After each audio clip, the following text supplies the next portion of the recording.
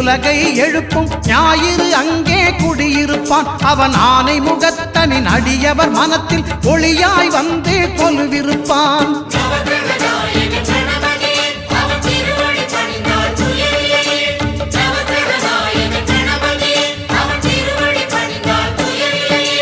ஒன்பது கோளும் ஒன்றாய் காண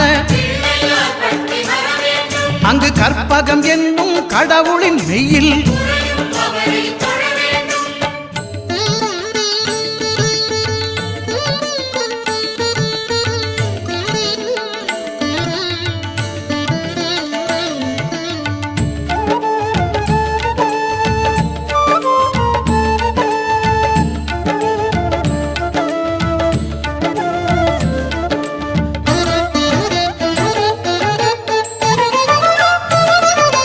திங்கள் பகவான் திருமுகம் காண